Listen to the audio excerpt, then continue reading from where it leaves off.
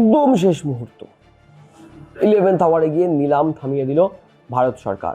আর এই নিলাম থামানোর ফলে রক্ষা পেল বহু প্রাচীন এক বুদ্ধ মূর্তি।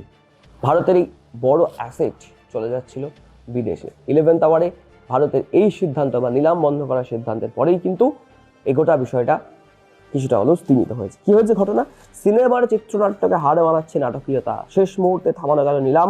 রক্ষা পেল 2500 বছরের প্রাচীন ভগবান বুদ্ধের সঙ্গে প্রত্যক্ষভাবে যুক্ত এক গুচ্ছ অমূল্য রত্ন, পিপড়াওয়া রেলিক্স।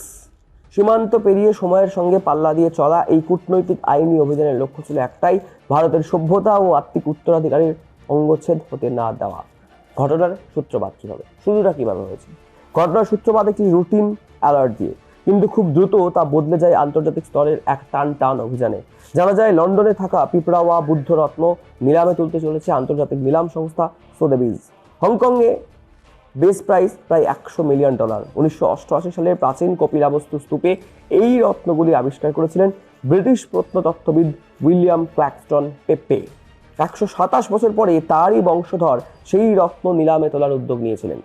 কিভাবে ভারত এই নিলাম রক্ষা করলো, নিলাম থামালো এবং সেই সমস্ত মূল্যবান রত্ন নিজের দেশে ফিরিয়ে আনলো?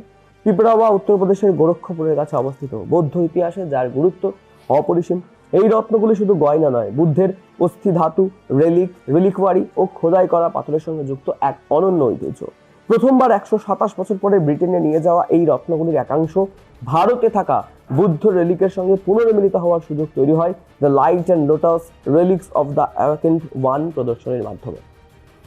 কিন্তু সেই সমস্ত জিনিস কিন্তু নিলাম করা হচ্ছিল। কিন্তু যখন এই নিলামের ঘন্টা বাজলো, তখন এই সভ্যতার স্মারক চিরতরে ছড়িয়ে পড়তো ব্যক্তিগত সংগ্রাহকদের হাতে।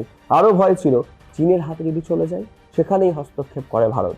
আইনের পাশাপাশি দর্শনের অস্ত্রও ছিল এই সমস্ত অমূল্য রত্ন। এই উদ্ধার অভিযানকে আলাদা করে দিয়েছে ভারতের যুক্তি। শুধু মালিকানা বা আইনি অধিকারের প্রশ্নে নয়, ভারত দাবি তোলে দর্শনের ভিত্তিতে। সরকারের বক্তব্য ছিল এই রত্নবস্তু নয়, জীবন্ত সভ্যতার বাহক এই সমস্ত রত্নগুলি। করুণা, অহিংসা, জ্ঞানধারার ধারাবাহিকতা বা বৌদ্ধ দর্শনে এই মূল স্তম্ভগুলির সঙ্গে যুক্ত পবিত্র স্মারক কখনো বাণিজ্যের বিষয় হতে পারে না। সংস্কৃতি মন্ত্রকের সচিব বিবেক আগরওয়াল তিনি কি বলছেন এই বিষয়ে, যিনি এই অভিযানের অন্যতম কারিগর ছিলেন বা নিলাম থামানোর অভিযানের, তিনি স্পষ্ট বলছেন এই প্রথমবার ভারতের সরকারি ও বেসরকারি যৌথ উদ্যোগে কোনো রত্ন প্রত্যাবর্তন হলো। তার অভিজ্ঞতা, বিশেষত অর্থ মন্ত্রকের ফিনান্সিয়াল ইন্টেলিজেন্স ইউনিটে কাজ করার সুবাদে নিলাম জগতের ফাঁকফোকর বুঝতে বড় ভূমিকা নেয়।